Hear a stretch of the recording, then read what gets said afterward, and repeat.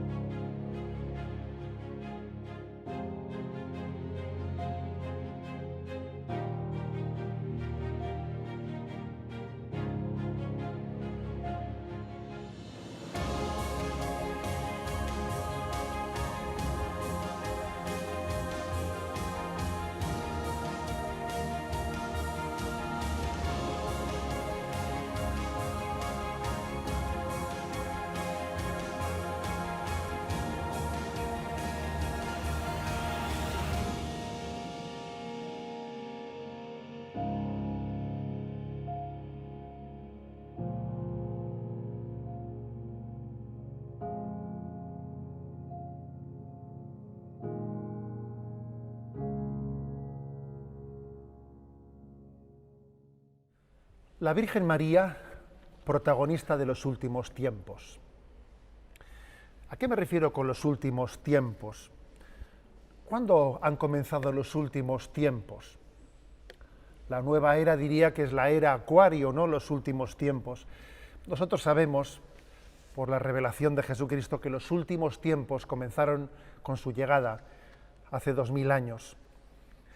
Es curioso que la Sagrada Escritura hable de la plenitud de los tiempos introducidos por una mujer.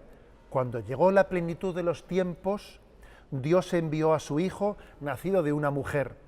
De hecho, la festividad de la Natividad de María, esa que celebramos el 8 de septiembre, pues suele proclamar la genealogía de Jesús en el Evangelio, toda esa genealogía tan larga, que finalmente dice, y finalmente llegó María, de la cual nació Jesús, el Hijo de Dios. Pues bien, María, en la plenitud de los tiempos, recibe una gran encomienda, la gran encomienda.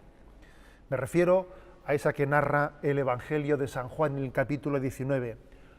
Ahí tienes a tu hijo, y a nosotros se nos dice, ahí tienes a tu madre. Ella ha recibido la gran encomienda de acompañar a sus hijos en toda esta peregrinación hacia la Jerusalén celestial. Hay un misterio de traducción, difícil traducción de las siguientes palabras de Juan 19, 26, porque después de haber dicho, ahí tienes a tu madre y ahí tienes a tu hijo, a continuación dice, y desde esa hora el discípulo la acogió en su casa. Otras versiones de la Biblia dicen, desde aquella hora la tomó como cosa suya. Otras dicen, desde aquella hora la recibió como algo propio. Se ve que es difícil y misteriosa esa expresión para haber sido traducida con expresiones un tanto diferentes. Desde aquel momento Juan la acogió en su casa, la tomó como cosa suya, la recibió como algo propio. Todo eso está también dirigido a cada uno de nosotros. Estamos llamados a tomar a María en nuestra casa, a tomarla como cosa nuestra, como algo propio. Ella es la que ha recibido la gran encomienda del Señor de cuidarnos. Subrayemos además un detalle, y es que es el Evangelio de San Juan el que habla de esta gran encomienda. El Evangelio que es conocido como el Evangelio de la hora, ¿sí? Algunos llaman al Evangelio de San Juan el Evangelio de la hora.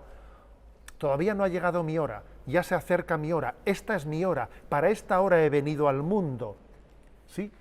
Es el Evangelio de la hora. Y lo curioso es que en el Evangelio de la hora, el Evangelio de San Juan, aparece María como aquella que está llamada a introducir a Jesús en su hora. Cuando le dice en las bodas de Caná, mujer, todavía no ha llegado mi hora. Pero María le empuja, le anima, le fuerza, podríamos decir, ¿no?, a que se comience la hora de hacer sus signos. Estamos pues en la hora de María. Sí, estamos en la hora de María porque es ella la que capitanea la nueva evangelización. Después de Pentecostés ha comenzado la hora de María. La hora de María, después de que Jesús llegase a su hora, la hora de Jesús fue entregar su vida al Padre por la salvación de todos nosotros. Después de Pentecostés ha llegado la hora de María, la hora en la que ella capitanea la nueva evangelización.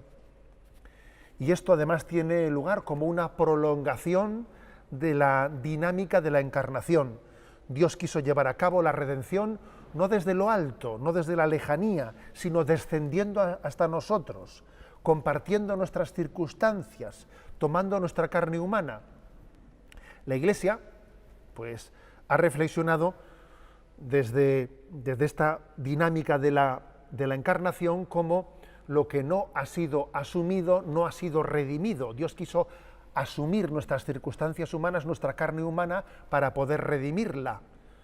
Es el estilo de Dios de hacer las cosas, de la encarnación, de acercarse hasta nosotros. Pues ese mismo estilo es el que María ha prolongado después de Pentecostés. Cuando María tiene tantas advocaciones en todas las culturas, y se hace mestiza con los indios, y se hace negra con los africanos, y se hace oriental con los chinos, en el fondo María está haciendo lo mismo que hizo Dios en la encarnación, acercarse a nosotros, hablar nuestro propio lenguaje. Como diría San Pablo, ¿quién llora sin que yo no llore con él? ¿Quién ríe sin que yo no ría con él? María sigue el estilo de Dios de la encarnación, del acercamiento a nosotros.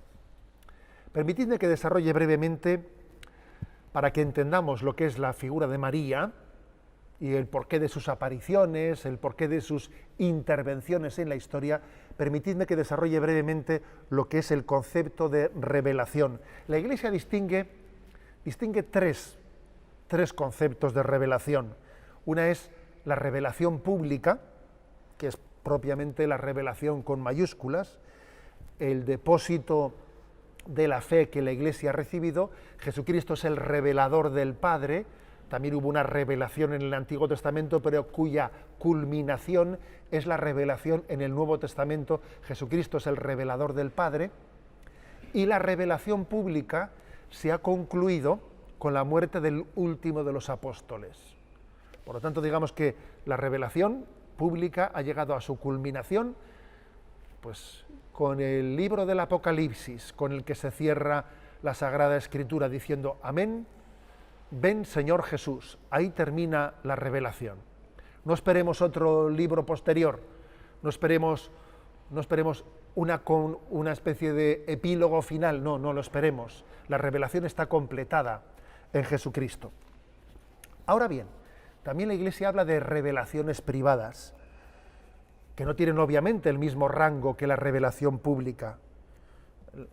En ese concepto de las revelaciones privadas es en el que se introducen las apariciones marianas. La Iglesia discierne, para aprobar o no aprobar, la autenticidad de los mensajes que en esas revelaciones se muestran, ¿no? Existe una pedagogía divina en la que hace cercano, históricamente insertado, los mensajes que la Virgen María transmite en sus apariciones. Pero tengamos en cuenta que la autenticidad de las revelaciones privadas está en la medida en que confluyan con la revelación pública. Sería impensable pretender que la Virgen María en sus revelaciones privadas nos vaya a decir algo distinto, menos todavía contradictorio, ni siquiera algo que no estuviese ya dicho en la revelación pública. Las revelaciones privadas lo que hacen es no añadir, ni mucho menos corregir, sino de alguna manera aplicar a nuestra vida, recordar en determinadas circunstancias históricas en las que necesitamos ser iluminados. Pero hay todavía un tercer concepto de revelación: revelación pública, revelación privada. El tercer concepto de revelación es el de revelación interior. Cuando, por ejemplo, San Pablo dice que el Señor reveló dentro de él a Jesucristo. Y este don de la revelación interior, de descubrirnos interiormente, que es lo que el San Ignacio de Loyola dice, básicamente el conocimiento interno del amor de Cristo, esa revelación interior, no solo conocer en unos conceptos racionales, sino tener la luz interior de conocer el amor de Dios, ese es un don que le ha sido otorgado especialmente a María. En las conversiones que tienen lugar en tantísimos santuarios marianos, ¿cuántas conversiones están teniendo lugar en los santuarios marianos? Que son lugares en los que María tiene una estrategia de acercamiento de las almas alejadas para llamarlas a la conversión. No hace mucho fallecía René Laurentin, un gran mariólogo de la Iglesia Católica, y René Laurentin decía él que en tiempos de secularización, en muchos lugares, las parroquias se han vaciado, y sin embargo, mientras que se vaciaban las parroquias, María tenía la estrategia de llevar esas almas alejadas a los santuarios marianos para tener allí un lugar de conversión y después poderles llevar de nuevo a las comunidades parroquiales. Sí, María asiste al parto de las conversiones, porque toda conversión es un parto, es un nacer a una vida nueva, y María ha recibido la gran encomienda, y la gran encomienda es asistir a ese parto. ¿Acaso María no estuvo no únicamente en ese parto milagroso del nacimiento de Jesús, sino también asistió al parto doloroso de la muerte de su Hijo y su entrega al Padre? Si tuvo un parto virginal, tuvo también otro parto doloroso, que fue el de la muerte de su Hijo. Y también María asiste al parto también doloroso de nuestra conversión. Las revelaciones privadas, tal y como la Iglesia las ha discernido, pues obviamente todos somos conscientes de que la Iglesia, por su estilo, por su forma de ser, quiere ser discreta y prudente en ese ejercicio del discernimiento de las revelaciones privadas. Es cierto que tenemos mucha más noticia de los últimos siglos que de los primeros siglos. De los primeros siglos, del primer milenio de la vida de la Iglesia, tenemos poco conocimiento de posibles revelaciones privadas que hubiesen acontecido. Fue en el año 1512, cuando en el Quinto Concilio de Letrán se discernió que fuese el Papa el que realizase el discernimiento de la autenticidad de unas apariciones, o más bien habría que decir de la autenticidad de los mensajes que se ofrecen en unas apariciones. Fue en ese momento, 1512, cuando se decide que el Papa realice ese discernimiento. Y a partir de ahí, hay que decir que han sido, si no me equivoco, 29 las revelaciones privadas, las revelaciones privadas de María que han sido aprobadas por la Iglesia, 29. La primera de ellas, en el momento, según su acontecimiento cronológico, fue la de la Virgen del Pilar, en el siglo I, estando todavía María en carne mortal en esta vida, cuando acudió en socorro de Santiago, del apóstol Santiago, que iba a evangelizar al fin de la tierra, y en Zaragoza tuvo esa aparición de consolación al apóstol Santiago, que se sentía cansado en esa encomienda, en esa tarea de la evangelización en aquellas tierras duras.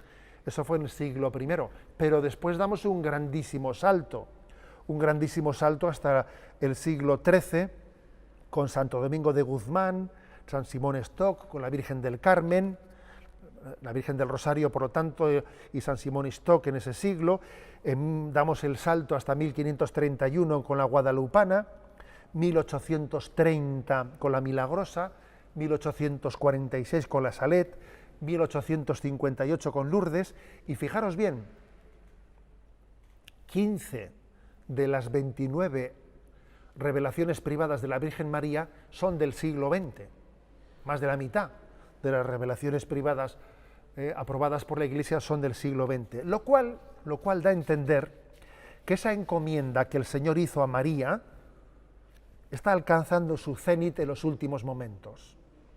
Es verdad que los últimos momentos comenzaron hace 2000 años, pero es curioso que más de la mitad de esas revelaciones privadas hayan sido reconocidas en el siglo XX. Parece que esa intervención de María está siendo especialmente activa en este momento de la historia. La Iglesia es como una nave que tiene por mástil la cruz, que tiene por velamen la confianza en Dios, que tiene por viento impulsor al Espíritu Santo, que tiene por capitana a la Virgen María y que tiene por timonel al Papa. Por eso ella en este momento creo que está realizando especialmente esa función de evangelización. ¿Qué tipo de acciones realiza María? Su asistencia a la acción evangelizadora especialmente se adecúa a los momentos de crisis. Por ejemplo, pues cuando el apóstol Santiago estaba siendo tentado de abandonar su camino al Finisterre y en aquel momento es consolado por María. Cuando, por ejemplo, en Guadalupe existe el riesgo de que la nueva fe no cuajase la evangelización en su transmisión a los indígenas, porque los indígenas veían a aquellos conquistadores, les veían con una distancia y una dificultad de confianza en ellos muy notoria, muy grande, ¿no? Y el rostro indígena de San Juan Diego fue un paso de gigante para que la evangelización fuese posible en México y en toda América. En Lourdes también la intervención de nuestra madre quería responder a la dificultad que el racionalismo en la Revolución Francesa había sembrado. El racionalismo había hecho un rechazo de la revelación y había dicho que solo la diosa razón era la que debía de guiar al hombre moderno. Acordémonos de que Notre Dame, la imagen de Nuestra Señora de Notre Dame en París fue sustituida por la diosa razón. Pues en Lourdes también María interviene enseñando que solo los pequeños, solo aquellos que tengan corazón humilde de niño, serían capaces de conocer el don de Dios. Y más tarde en Fátima, María también vuelve a intervenir en otro momento de crisis, en el momento en el que el marxismo, el comunismo comienza su revolución. Si se fijan ustedes, las intervenciones de María tienen lugar, coinciden con grandes momentos de crisis en la evangelización. María nos asiste de una forma especial ante el escándalo de la cruz. Sí, también esa es una clave suya. Es una clave. ¿Hay alguien entre ustedes que no tenga marcada su vida por la cruz? Me parece que no ha levantado ninguno la mano. Me parece que no. Todos tenemos también en nuestra vida la marca de la cruz, sin duda alguna. Y Jesús actúa ante la cruz de dos maneras. Jesús realizó milagros, sanó enfermos, incluso resucitó a algunos muertos, hizo el signo de los milagros como una pregustación de lo que es la vida eterna, pero tengámoslo claro, la mayoría de los enfermos en tiempos de Jesús se quedaron sin sanar y la mayoría de los muertos pues no resucitaron. Incluso los que Jesús sanó, al cabo de unos años volverían a morir. Lázaro, que fue resucitado, moriría más tarde, y no estuvo Jesús en el segundo momento para preservarle de la muerte. Con lo cual Jesús no solo vino aquí para liberarnos del sufrimiento, sino Jesús vino para vencer el mal a través de un gran milagro, el milagro de que el sufrimiento que era consecuencia del pecado fuese integrado como un instrumento de salvación. El gran milagro de Jesucristo es que el sufrimiento que viene como consecuencia del pecado se convierta en instrumento de Dios para vencer al pecado. Y eso que hizo Jesucristo es lo que hace María. María está continuamente atendiendo a las súplicas de tantas personas que sufren y recurren a María. En los momentos uno ve las ermitas, las velas, cada una de las velas muchas veces tienen un sufrimiento detrás de ellas. María atiende esas súplicas, a muchísimas de ellas está aliviando sus sufrimientos, pero al mismo tiempo, no lo olvidemos, al mismo tiempo está ayudándonos a abrazar la cruz. Sí, María nos está enseñando que nuestras cruces son también instrumento de santificación y tenemos que aprender a abrazarlas en la fe y en la confianza. María ha venido también, yo creo que con una finalidad muy concreta, y lo digo especialmente a la generación presente, que tiene una gran herida de falta de autoestima. Nuestra generación se caracteriza por arrastrar una gran herida afectiva, la falta de autoestima. Ella ha venido para que nos sepamos amados de Dios. ¿Saben ustedes qué significa, cuál es la etimología del nombre de María? No es fácil esa etimología, porque la primera vez que aparece el nombre de María aparece cuando el pueblo de Israel estaba desterrado en Egipto, con lo cual el origen de la palabra María puede tener una mezcla egipcia y hebrea, pero según los entendidos, la etimología más posible de ese nombre tan bello de María significa amada de Yahvé. María ha venido para que en esa herida nuestra, de nuestra falta de autoestima, en ese no querernos a nosotros mismos, en ese no aceptarnos con nuestras limitaciones, descubramos que antes que nada somos queridos de Dios. Y si Dios nos ama, no tenemos derecho a despreciarnos a nosotros mismos. No tenemos derecho a tener esa especie de complejo de orfandad espiritual. No somos huérfanos. No tenemos derecho a tener ese complejo de huérfano, no, porque Dios es nuestro Padre y porque María ha venido a recordárnoslo. Y finalmente María ha venido para pisar la cabeza de Satanás. ¿Sí? Tiene ese cometido. A veces en la historia el mal se refleja de una manera especialmente fuerte. A veces parece que el mal es indisimulado. Es como si al demonio a veces también se le pasase la rosca. Se le pasase la rosca y diciendo, parece que al demonio se le ha pasado la rosca y no se da cuenta de que hasta cuando ve el mal, algunas personas se asustan, ¿no? Y dicen, no deberíamos de reaccionar. A veces hay personas que creen antes en el demonio que en Dios, porque ven el mal de una manera tan patente que desde el mal se hacen la pregunta, ¿hay una respuesta frente a este mal? Pues sí que la hay, sí que la hay. Dios tiene una providencia para aplastar la cabeza de esa serpiente, que es la pureza inmaculada de María, la única capaz de arrastrar esa serpiente. Me van a permitir que concluya contándoles una anécdota de mi vida, que creo que es iluminadora.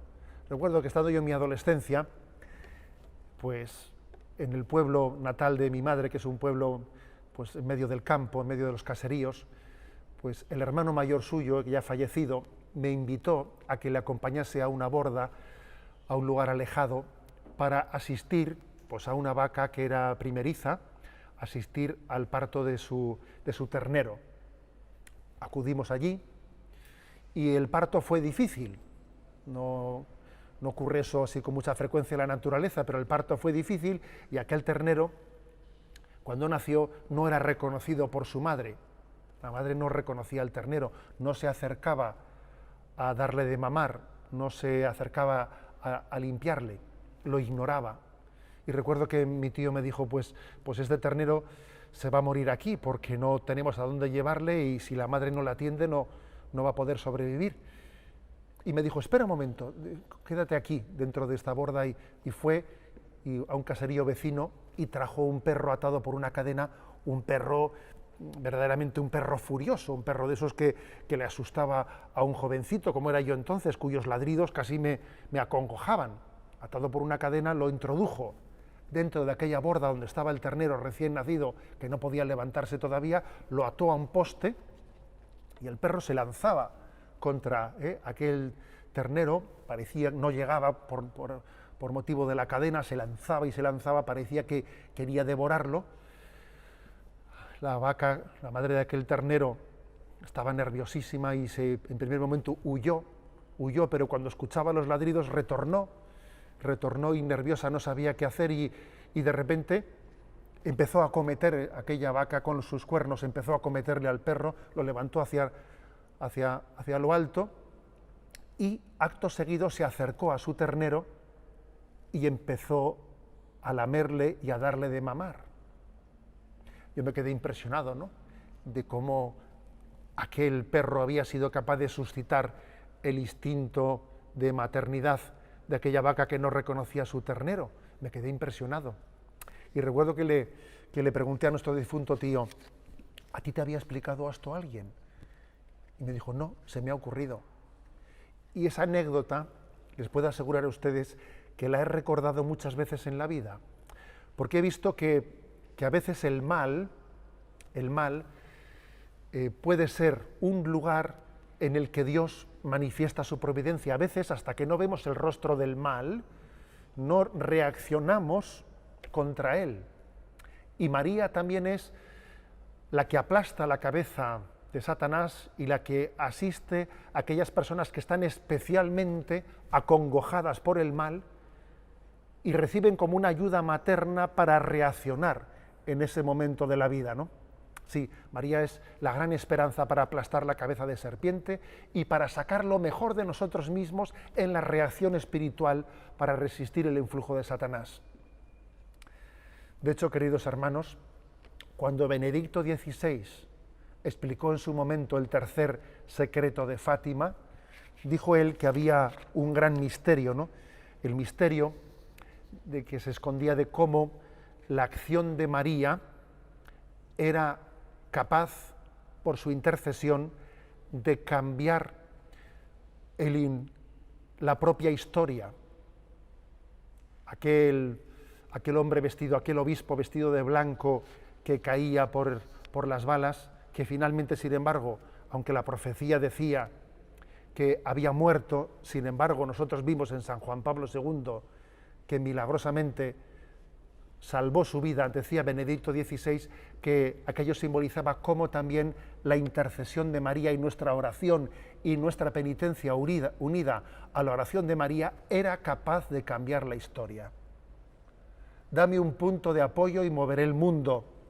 Y ese punto de apoyo es María, que nos ayuda a que nuestra oración sea capaz de cambiar la historia. Sí, María es la gran protagonista de los últimos tiempos y es la gran protagonista de tu vida y de la mía. María está acompañándonos porque recibió la gran encomienda de cuidar de nuestra vida espiritual y todavía ese empeño, esa encomienda que ha hecho, todavía está sin concluir hasta el momento de la hora de nuestra muerte. ¿Cuántas veces le hemos dicho, ruega por nosotros ahora y en la hora de nuestra muerte? Hasta allí llegará su encomienda. Te invito a poder seguir compartiendo los siguientes programas. Un saludo.